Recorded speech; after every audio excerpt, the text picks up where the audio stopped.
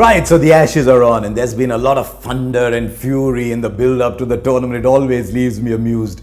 Grown-up children pretending they're on the park and saying, my daddy's strongest, I'm going to do this to you. As far as I'm concerned, the only contest takes place on the ground. And this is a peculiar contest, and probably for the first time in the Ashes, we're seeing two very suspect top orders playing against each other. Both teams dependent extraordinarily on two players. You look down that England lineup. There's Alistair Cook and there's Joe Root. And who's around him? Stoneman, Vince, Ballance, Malan, none of them proven players at this level, all possessors of very ordinary test match batting averages. So Australia will think they've got an opportunity there. Their strength actually comes in a little lower down the order. But let's look at these top four first. One of these four will make it, just as Stokes did in previous Ashes series. Every time there's series, you get one player standing up, but also sometimes one player struggles. If that one player is Cook or Root, then England are in a lot of trouble, especially if Cook just starts nicking them away with the away swing of Starks. Stark to Cook will be a big part of the Ashes contest, but England's strength is coming from lower down the order. In spite of Stokes, they've got Bairstow, they've got Moeen Ali, and they've got Chris Woakes. I know Moeen Ali will be peppered with fast bowling. He struggled, even in India bounced him. So that'll be interesting to see, but I think in that area, they're still better than Australia in that lower middle order as well. Anderson and Woakes, very good in English conditions. They'll be tested here to see if they can swing the ball. The Kookaburra swings very little, especially in Brisbane.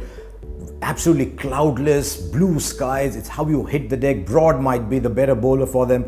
But on that count, while they've got a lot of experience, I just think the Australian pace attack is very, very exciting. The question with Stark, Cummins and Hazelwood is, can they retain their fitness? There is no fifth bowler in the side.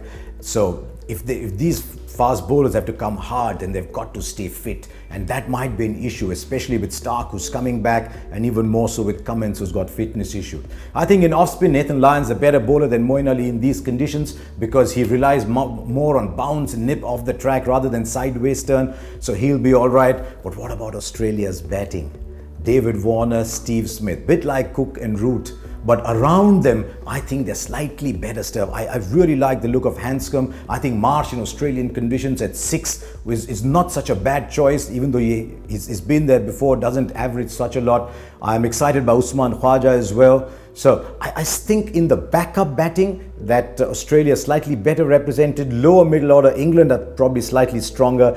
And for the big, fast, hit-the-deck bowlers, that Australia might be slightly better served. But home conditions, Australia always strong. I think it'll come down eventually to who goes eye to eye with each other better. The Aussies will come hard at England. And who in this England team is going to stand up and say, listen, dude, let the talking stop and let's see what you've got with ball and bat. And if England can be strong mentally, then they'll challenge Australia. If they're not strong mentally, if they're thinking, oops, what's happening here? Oops, what's happening there? Then I think they will lose. So I think it'll be in the mind. I think Australia is slightly stronger.